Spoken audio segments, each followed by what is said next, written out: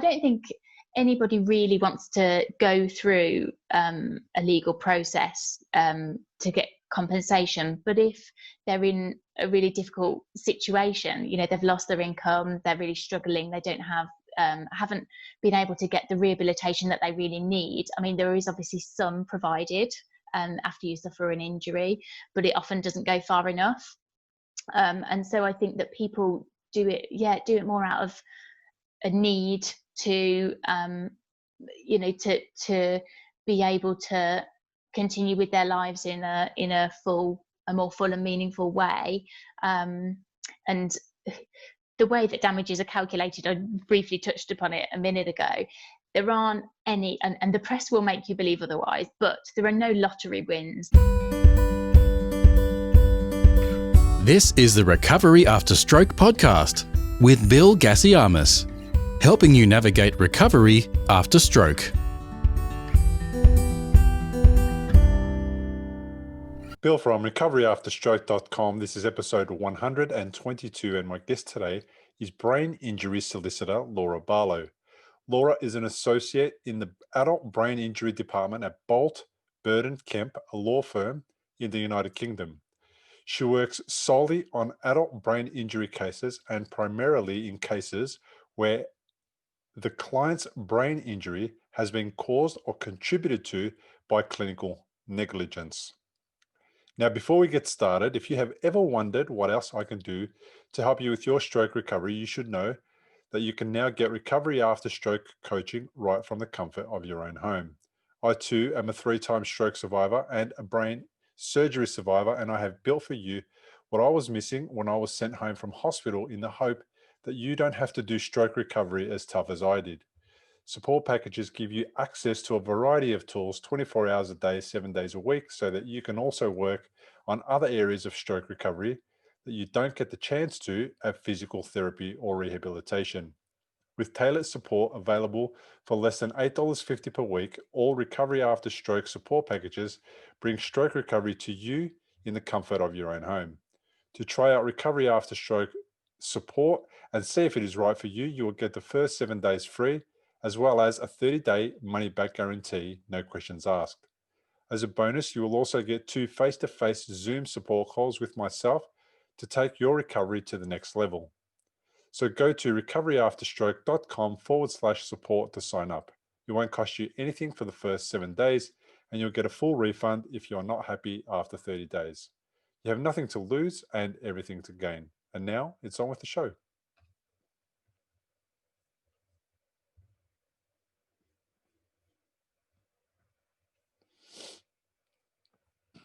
Laura Barlow, welcome to the podcast. Thank you. Thanks for being here. This is called the Recovery After Stroke podcast. That means most of the people have had a stroke and have some kind of a brain injury.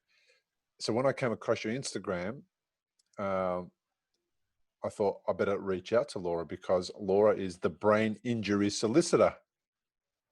Indeed. And I thought, what is that? Like, how can there possibly be a brain injury solicitor? So can you explain to me what it is that you do?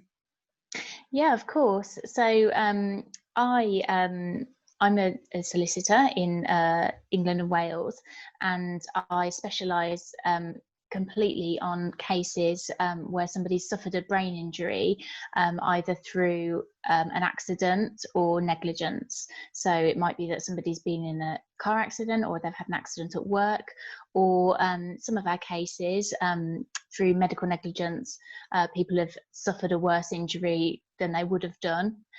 So, for example, somebody might have had a stroke and they haven't had treatment in a good amount of time, and that can sometimes result in a claim for negligence. So, I deal with all different kinds of cases, but the one thing that all my clients have in common is that they've suffered a brain injury.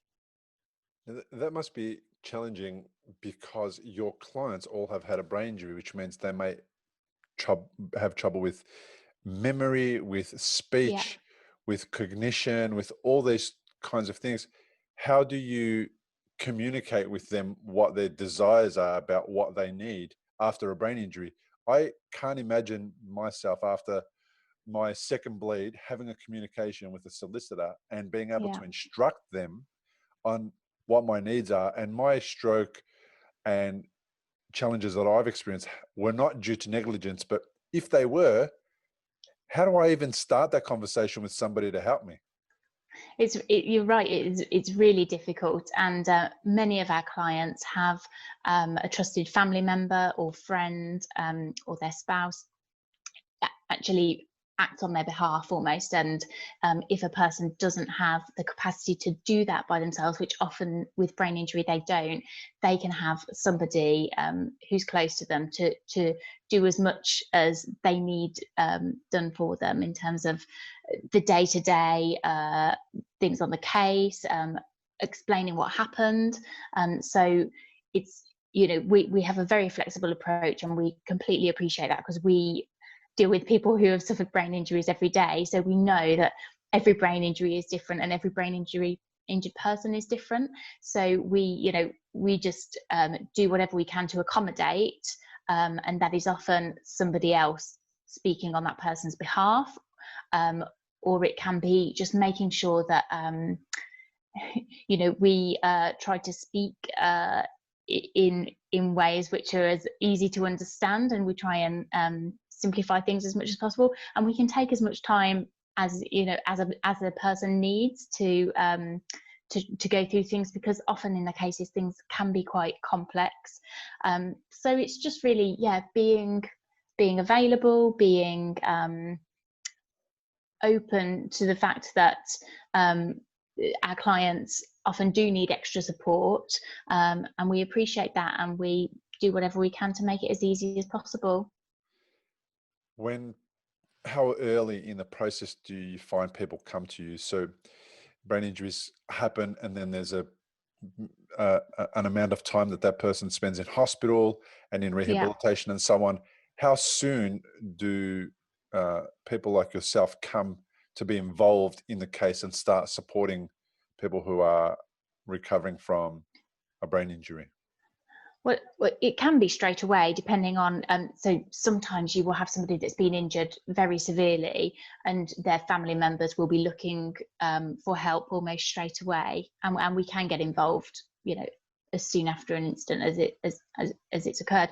But often with cases, especially in clinical negligence cases, I would say that there is a delay, because sometimes people don't even, it's not till some time later that they start to think, oh, that didn't seem quite right. I wonder whether, something went wrong. And, people with clinical negligence, which if somebody has a stroke and there's potential negligence there, you don't always know what's happened to you. And sometimes people will get their medical records before approaching us and think, whether they feel that something might have gone wrong. Often they don't even know until a long time later. So it can be, and that we are sometimes instructed years after the event, when somebody has actually thought, well, I just don't think this is right. I really want somebody to look at this for me. And the timings, the general ruling for cases in England and Wales is that you have to bring a claim within 3 years of a negligent event occurring. But there are some exceptions to that, and if you had no knowledge that there was any negligence and it was reasonable for you to not have had that knowledge, then the time starts a little bit later. There's also if people don't have the capacity to bring the proceedings themselves, that time limit can be sort of waived if that person really couldn't have brought that case by themselves and they have to rely on somebody else to do that for them. So it can vary a lot. Yeah, it sounds like a really interesting space. People who break a leg at work or in a situation where there may have been negligence, often they have a broken leg. It's obvious they're healing from it. They're immediately impacted, and they can make a decision around that. What are some of the things that people try to receive as compensation after they've claimed? Because I imagine the first thing that comes to mind for people is, let's get some money. see if we can Yeah. pay some bills, all that type of thing. But what are some of the other things that people claim for or request? Yeah, well, there are huge. That's one like big part of the case called quantum. So usually once we've dealt with liability, then we start looking at quantum. And well, there are a number of things that come into valuing a case for damages and what people will need. One of the most immediate needs, from my perspective, is rehabilitation, and I know that you are very focused on that. I mean, a lot of the research shows that the earlier you can have rehabilitation for a brain injury, the better recovery you may make if you can get that sooner rather than later. Yeah. So physiotherapy, speech and language therapy, occupational therapy, lots of different therapies. Yeah. That people will need following a brain injury to get them back living the most meaningful life that they can following an injury. Loss of earnings. So if somebody was earning previously and they're no longer able to work, and that's because of the injury, then that will be part of the case. One of the largest parts of compensation in a lot of our cases is for care and support going forwards. So especially for people who have suffered really severe brain injuries, they might need 24-hour care for the rest of their lives. And if they're at any age, but if they're a young person, they're going to need that care for like 50, 60 years. And so we have to work out what that care will cost on an annual basis. And then usually on those cases, they don't receive all that money in one go. They will receive an annual payment for the cost of their care, and then the payment that they receive each year goes up according to what care costs. So they will get that for the rest of their lives. There are a number of different things for equipment that they might need now and in the future. So we're looking, when we look at brain injury cases and we settle them, we have to basically predict what's going to happen for the rest of that person's life and what they're going to need in terms of equipment, care, therapies, and it's a real job. We have to get lots of experts to tell us what we think that person's going to need for the rest of their life. Yeah, it sounds extremely complicated, and It is. it's great that somebody's out there trying to unpack for somebody who's been injured, unpack what it is that they're going to need to support them for the rest of their life. That's amazing. But for me, there's this underlying thing you hear about people, and we're becoming a litigious society in most Western cultures. I know America is very comfortable with the process of suing people and expecting some sort of a financial outcome from a case where there has been negligence. In Australia, there is that too, but generally speaking, I feel like it's not so common for people to feel like they're entitled to something. So we don't really have this type of method of feeling like I've been injured by someone somehow, somewhere, I should go after them for money. And not only is that thinking not common, and I say that from my experience, so I imagine in some circles it is, but not only is it not common, it's very difficult for me to go to a lawyer if I've had a stroke, because I don't have money to pay a lawyer to go through this process and potentially be on a case for 2 years. So how do people approach lawyers where they've lost their income and they don't have a way to support a case like that? What happens? How is that possible? Well, most of that, there are ways that the cases can be funded. So a lot of our cases are funded by what's called conditional fee agreements. So what we do is we agree to take on a case and look at it. Sometimes, if it's a car accident and somebody's a passenger in a car, it's quite obvious that you usually establish liability. But for clinical negligence cases, we don't really know whether it's going to be a case or not when we first meet the person.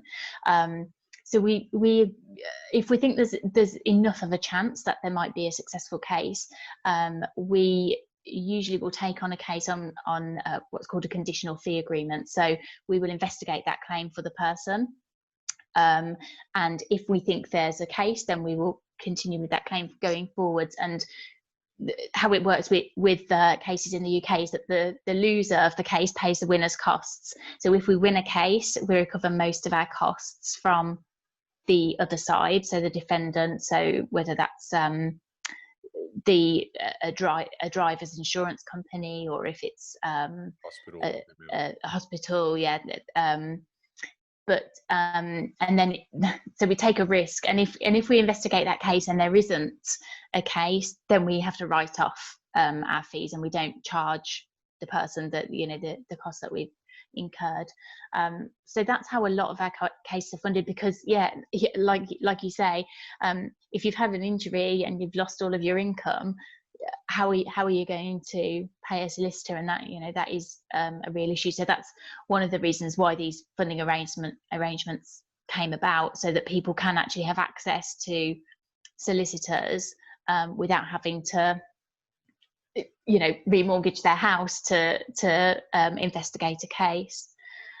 So that's, it's good that we've got this, and we can offer those to clients. And it means that people who otherwise wouldn't be able to get a case investigated can.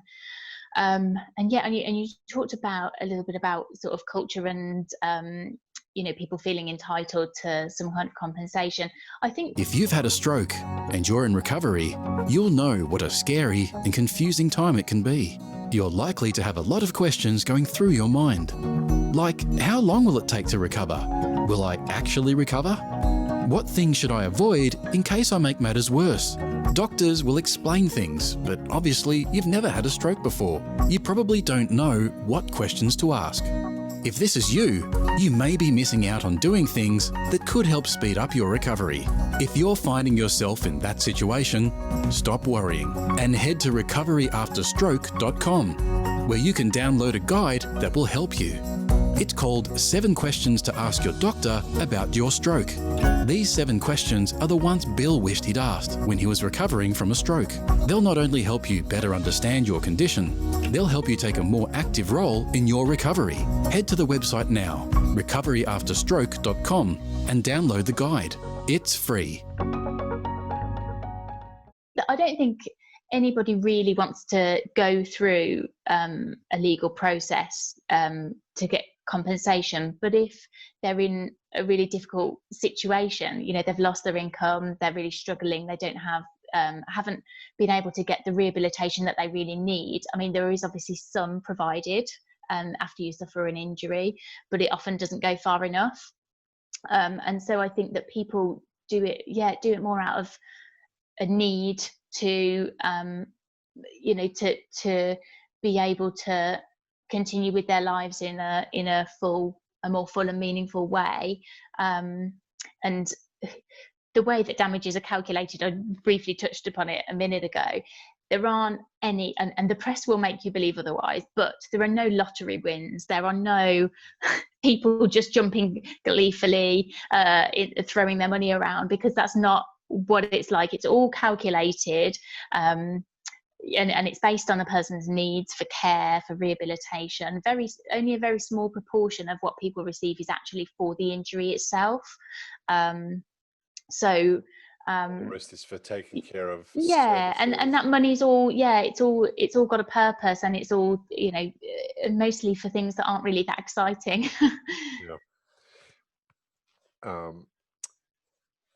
As a lawyer, you really got to get through and see if you can somehow extract the truth from a situation. And often you're dealing with a brain injured person who will maybe struggle with not necessarily the truth, but just even the events that led up to their injury.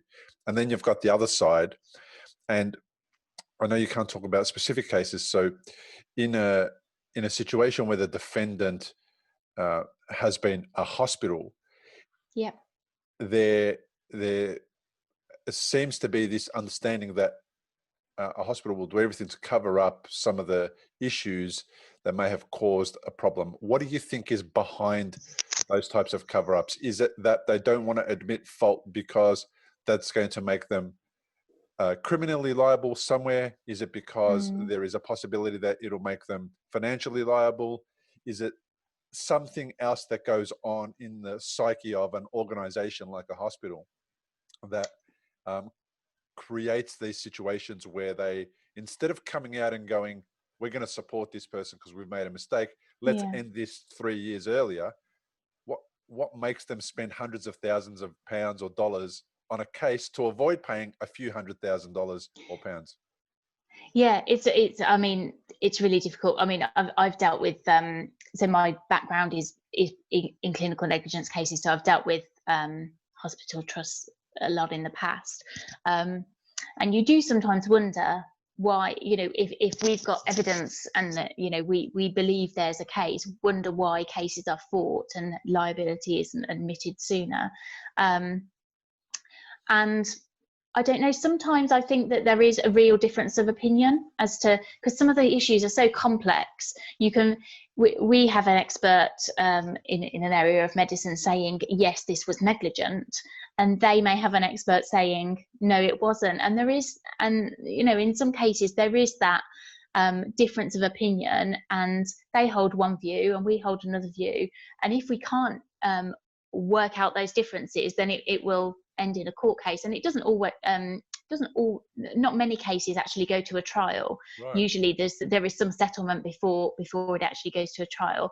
So there is, I think in some cases there is a really, you know, there are differences in opinion in the expert evidence that mean that the defendant will not just admit liability and say, look, we'll pay these damages to you.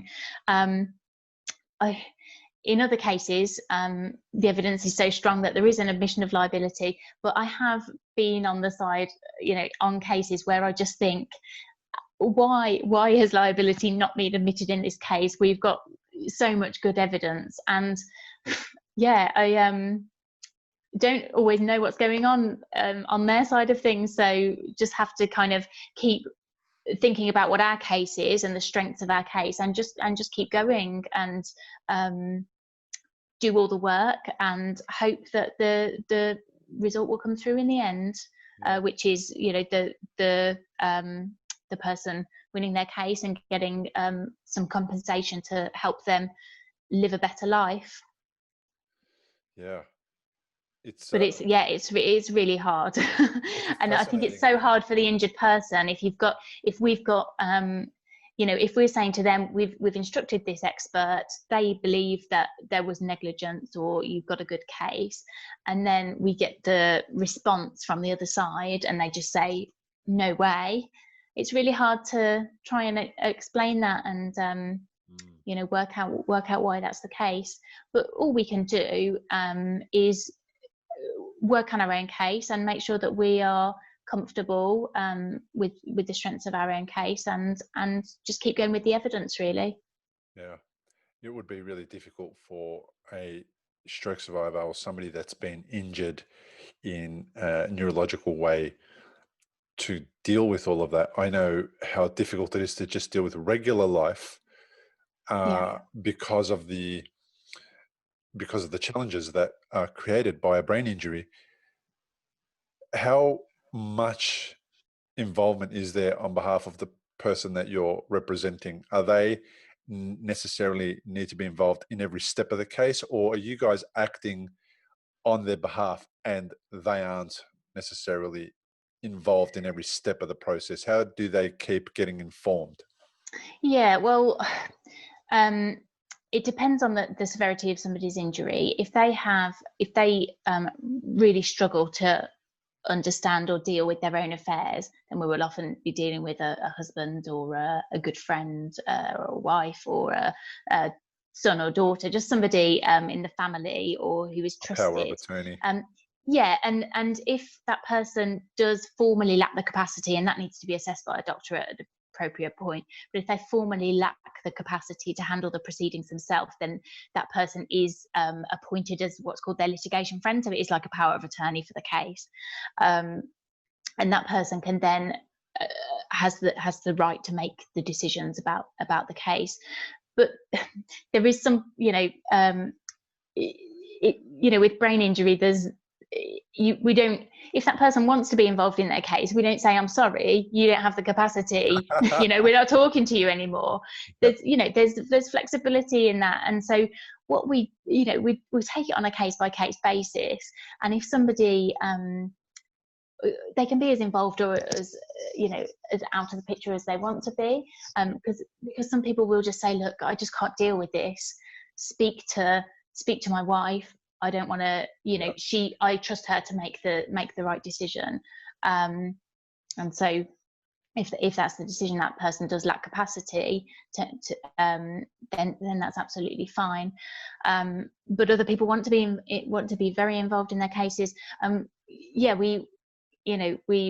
If somebody lacks the capacity formally assessed, then we do need to take the formal instructions from somebody else. So at points where decisions need to be made, so if an offer of settlement came in from a defendant, right, and we had to consider whether that amount of money was good enough to settle the case, and we had to take instructions on, we advise on what we think, and we would say to somebody, we think this is, we'd either say this is too low, we need to try and up that number, or we might say, actually, that's a good offer, we think you should accept it. But we can never just do that. We have to get somebody's instructions. We can't just go ahead and do it.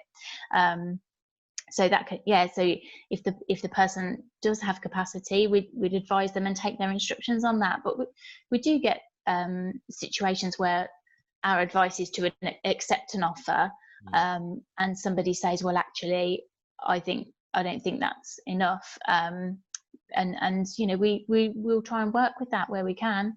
Yeah. What kind of range of brain injuries have you seen? I imagine that the real severe ones where people are totally incapacitated and can't make decisions on their own. But at the other side of the spectrum, is there something that you've seen that has been, well, not that such a thing as a minor brain injury, but more minor and less serious in nature, and therefore less serious in the way that person is going to go about the rest of their life? Yeah, I mean, there's a really broad spectrum, and we have dealt with cases for people who have, that they are basically locked in. They can't move, they can't communicate, and so that's probably the most severe kind of injury that we deal with. But on the more mild side of things, we do deal with people who have more subtle brain injuries, and you might think that would be more simple, but actually I think it sometimes makes it more difficult, because when people are quite able, it can be difficult to work out what it is exactly that they need, and how things are different to before they had the injury. And of course, some people who have suffered brain injuries can still work, and that's great. And it's good for people to be able to do as much as they possibly can do. But I think it can sometimes make it actually more complex when you've got somebody who's quite able to work out what their level of need is, and to look specifically. They might really be absolutely fine in one area, so say physically they might actually not really show any signs at all, but they have real difficulty with a certain aspect of speech. So they might have real difficulty, like word finding, for example. And that might not be obvious to, if you were just to see that person and chat to them in a shop, you might have no idea. They look completely normal, they can speak really well, but they've actually got a brain injury that does make things more difficult for them.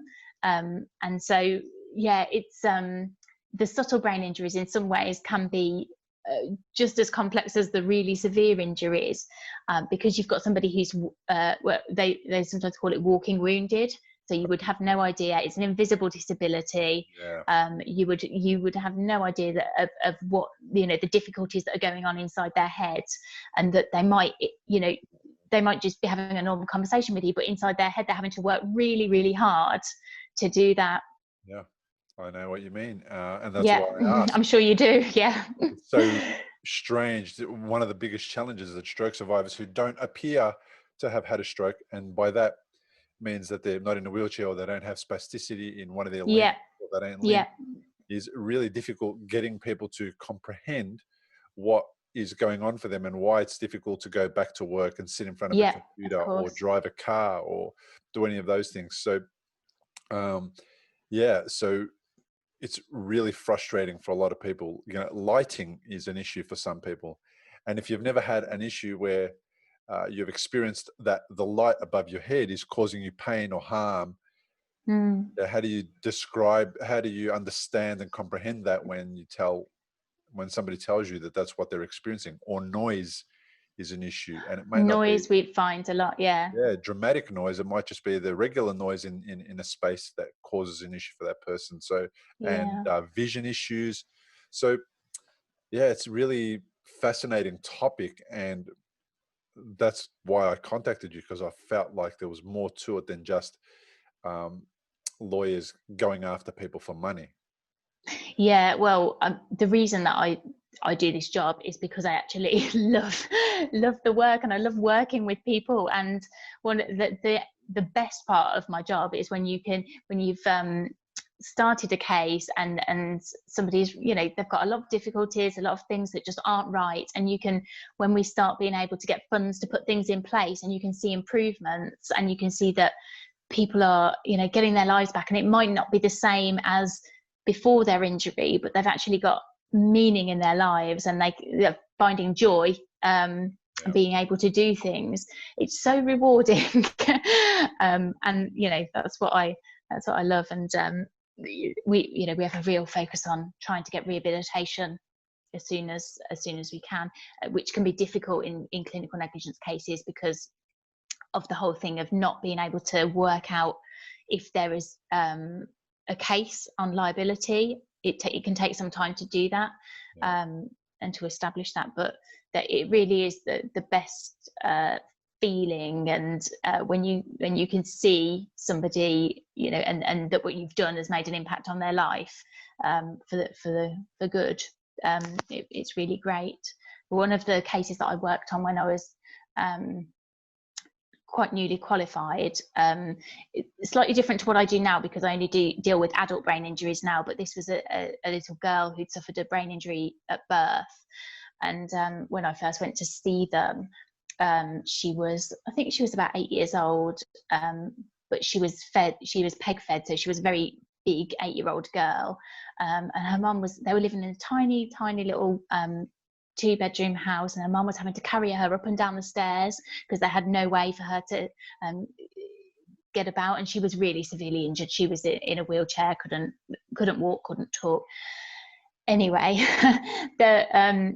we managed to get rehabilitation and a better accommodation, and just seeing them after all of that was in place, and her parents were so grateful, because they could just be parents again. They had care and support that they didn't have before.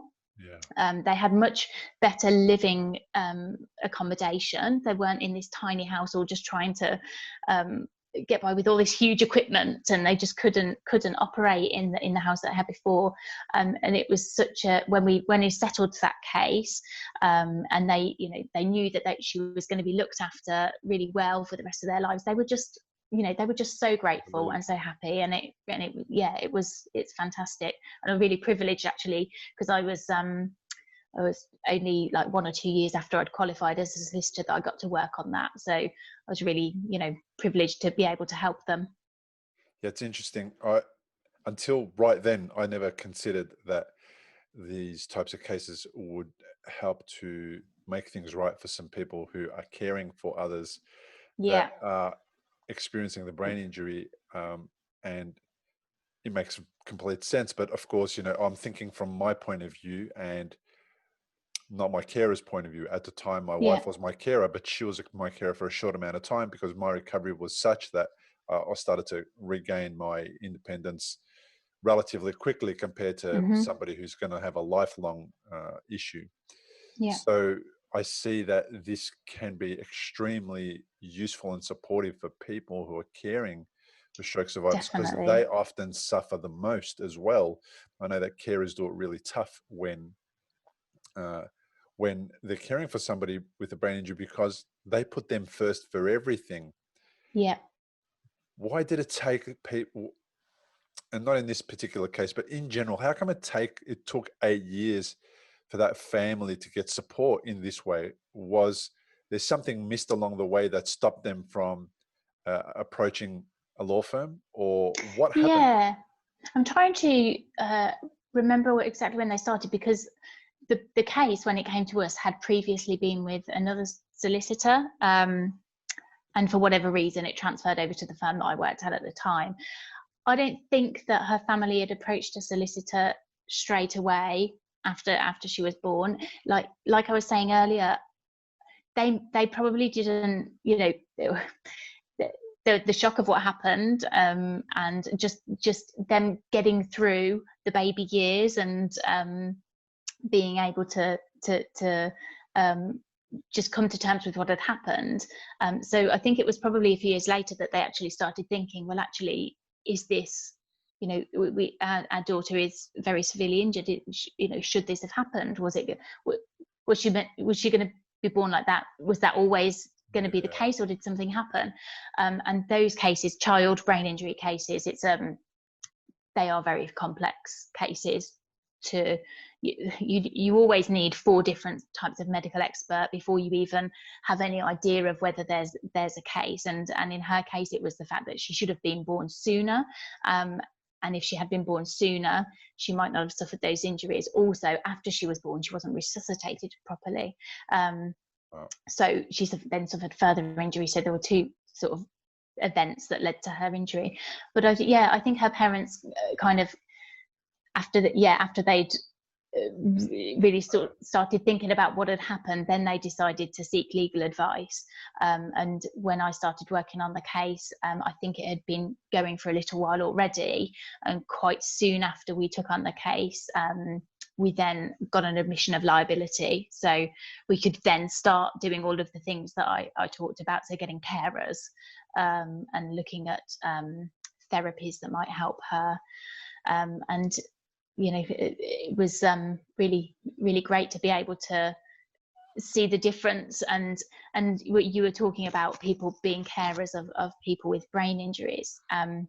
I mean, it's so hard, so difficult for people who, if it's a husband and wife and one of them has suffered an injury, no longer really being a wife, but being that person's carer, and just wanting to be back to husband and wife, and the relationship changes so dramatically. And having outside support to provide care can really help people start to separate and get relationships back. Probably not ever exactly as they were, but being a carer to somebody all the time, it's very difficult to be a carer and a wife. And I had the same thing with that case. That girl's parents, they just wanted to be her parents, and they'd always just, obviously when a baby is a baby, you need to be a carer anyway, but you expect that as your children grow up, that you don't always have to be their sort of 24-hour carer, which they were to their daughter. And it was so nice for them, to, not that they wanted to hand her over, but to have some extra support, and that they could actually just spend time enjoying the time with their daughter, rather than providing that really intensive care all the time. And trying to change the relationship back to a parent-child relationship, rather than a carer and patient relationship. It's draining. It'd be a strain on Really? every aspect of life. I know that most of the cases, say the clinical negligence ones, aren't going to be people who made a mistake, who did something wrong on purpose. It's usually people who mean well. They're doctors, they're nurses, of course, and they're trying to help us. Usually something that goes wrong because we're human. Yeah, How, I know. how is that handled? Because it's easy to blame that person for having done this or not having done that, and therefore I'm in the situation I'm in. But the reality is that they're mostly trying to do the right thing. So how do you handle that as a lawyer? Yeah, I think it's difficult, and you know, we obviously have the NHS in the UK, and it's an amazing organisation, and they do such brilliant things. That unfortunately, people have bad days, and things do sometimes go wrong. And I don't think that I've never sort of felt, you know, against the NHS or against individual doctors that have worked on, you know, that have been the doctor to patients that have been injured. You must be a really bad doctor, a bad person. There are a few we have had in the past in the UK, some sort of like rogue doctor cases where you've got a pattern, and you know, there are very few, but there have been a couple of cases of certain surgeons that have done things repeatedly wrong, or just ethically questionable. But on the whole, I completely agree. I think it's people just trying to do the best job that they can. Sometimes things just go wrong, and the way liability is established in cases in England and Wales is that, you know, just because somebody chose the wrong course of action, it doesn't mean that that was necessarily negligent. If another group of doctors would agree that that was a potential, you know, that was a reasonable thing to have done, even if there were other things that were reasonable, just because they chose one course, it doesn't mean that was necessarily negligent. It has to be something that no reasonable doctor would have done at all. Right. So that's the standard of proof, and it's quite hard to establish that, because if there's like somebody who's got cancer and there are 5 different treatment options, 5 treatment options might be reasonable, but one might be the least preferred by most doctors. But if a few other doctors may have done that, you wouldn't establish a claim for negligence. Does that make sense? Yeah, so you're not going after people just because they're people, just because they made the wrong decision on a case. I think it has to be the treatment has to be so unreasonable that no reasonable medical practitioner would have done that same thing or not done something. And yeah, and then I just think that I think that if just because, you know, somebody's had a one-off bad day, they made a decision that wasn't right, I don't think that, you know, I don't ever feel, you know, you would never go to that doctor because, you know, there's something wrong. And there's a really there's a neurosurgeon called Dr. Henry Marsh. I don't know if you've heard of his book. It's called Do No Harm. He actually one of the top neurosurgeons in the UK.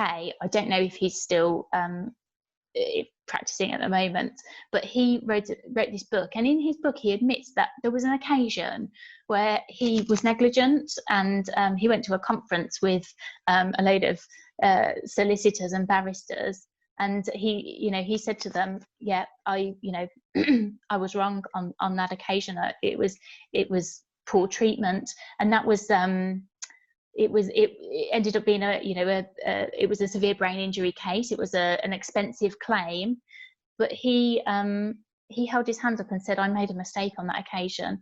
And he was one of the best doctors in the country, and had something went wrong, and somebody was seriously injured as a result of that. And he must have felt, I can't just try and sweep this under the carpet, because even though I am an amazing doctor, I did something wrong, and that family and the people caring for that person who's now severely disabled, they, why shouldn't they get some compensation for what's happened and the mistake that he made on that occasion? But I would. It's an amazing book. I'll look into it. Can send you the details. Yeah, it's I will really good. definitely look into it, and I'll put it out for people on the show notes, see if anyone wants to find it, they can go and have a Yeah. look for it. It's a fascinating conversation. Thank you so much for being on the podcast. I'm curious. Thank you for asking me. Yeah, you're welcome. If somebody is listening and there's a potential for them to have something trigger in their mind, maybe I should look into this. Now, this podcast goes out to the entire planet, so people who listen to it in all countries. So we're not advising anyone to do anything specific, but generally speaking, what would you say to somebody who's at home listening to this and going, that might be me? What should I do first? Yeah, I think the first thing to do, I mean, it will vary depending on the country that you're in, but I think hopefully in most countries you would be able to have at least an initial call with somebody in a legal setting to say, look, I've got a there's just something niggling. I'm just not sure about this. Can you let me know? Do you think there's anything here? And I think that taking that first step just to ask the question, because like we've talked about clinical negligence cases a lot. I've investigated clinical negligence cases where we don't get evidence and we just, there isn't a case, but that person has then got the answer to a question. And even though they don't have a case, they know what happened to them, and they can actually take comfort in some cases that actually there wasn't something that could have been prevented. So my advice really would be to just try and have a free phone call with somebody who might be able to say to you, yes, I think there's something worth investigating further, or no, actually I don't think there's anything that you can do. But they can support you and signpost you maybe to other organisations that might be able to help. Yeah, excellent. If somebody wanted to find out a little bit more about you or the work that you do, or if they wanted to touch base with you for a similar question, where would they go? Where's the best place?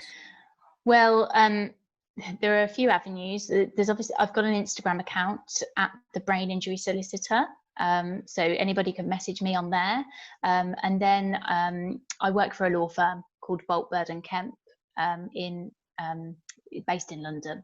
So we have a website, and you can I can give you the details, Bill, and anybody can contact us. Yeah, you can phone, call, email, anything really.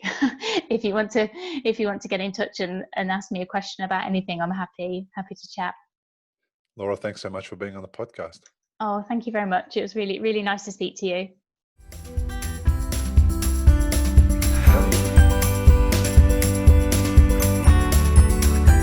Discover how to heal your brain after stroke. Go to recoveryafterstroke.com. Importantly, we present many podcasts designed to give you an insight and understanding into the experiences of other individuals. Opinions and treatment protocols discussed during any podcast are the individual's own experience, and we do not necessarily share the same opinion, nor do we recommend any treatment protocol discussed. All content on this website and any linked blog, podcast, or video material controlled this website or content is created and produced for informational purposes only and is largely based on the personal experience of Bill Gasiamis. The content is intended to complement your medical treatment and support healing. It is not intended to be a substitute for professional medical advice and should not be relied on as health advice. The information is general and may not be suitable for your personal injuries, circumstances, or health objectives. Do not use our content as a standalone resource to diagnose, treat, cure, or prevent any disease for therapeutic purposes or as a substitute for the advice of a health professional. Never delay seeking advice or disregard the advice of a medical professional, your doctor, or your rehabilitation program based on our content. If you have any questions or concerns about your health or medical condition, please seek guidance from a doctor or other medical professional. If you are experiencing a health emergency or think you might be, call 000 if in Australia, or your local emergency number immediately for emergency assistance, or go to the nearest hospital emergency department. Medical information changes constantly. While we aim to provide current, quality information in our content, we do not provide any guarantees and assume no legal liability or responsibility for the accuracy quality, currency, or completeness of the content. If you choose to rely on any information within our content, you do so solely at your own risk. We are careful with links we provide. However, third-party links from our website are followed at your own risk, and we are not responsible for any information you find there.